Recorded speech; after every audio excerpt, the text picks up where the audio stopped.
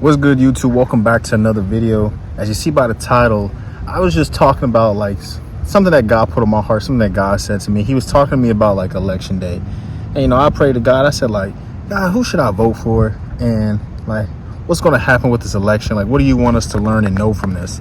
And one thing God was just showing me and telling me was this. He was like, people are just voting for whoever they feel instead of praying to God and asking him, hey, who should we vote for?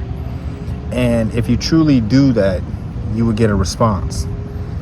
Another thing God was showing me too is like, how do I say this? We have to stop playing like the two candidates who are, Kamala Harris and Donald Trump.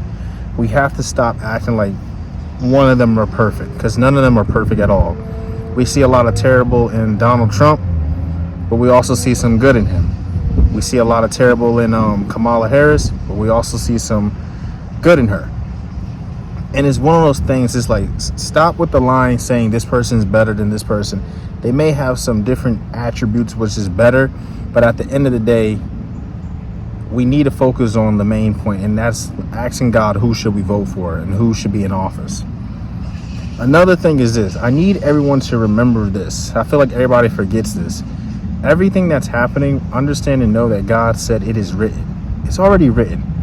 God already knows the future. There's a book called Revelation that tells us how the world is going to happen and how God's going to come back. We already know where the world's headed.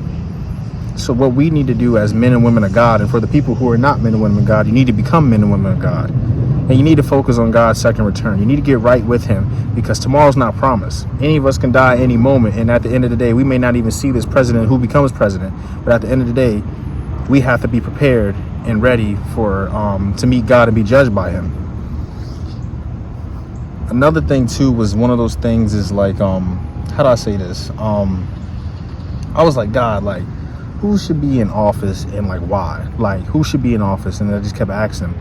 And we have to understand this. When you look at the story with Moses, when he was saying, let my people go, and there was Pharaoh. At the end of the day, God had hardened Pharaoh's heart, and all that stuff happened. And it made me think, I was like, what if God, let's say like Donald Trump wins, and a lot of people don't want him to win. What if Donald Trump wins and that's like the Pharaoh? And then later, let's say Kamala wins, and a lot of people don't want her to win. And let's say that's like the Pharaoh. At the end of the day, maybe God right now wants a Pharaoh in office because there's a Moses out there somewhere.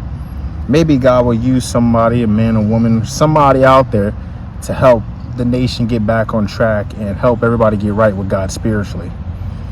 And it's one of those things, it's like, I feel like, yes, we're human and we're supposed to worry about our country and where it's going, of course.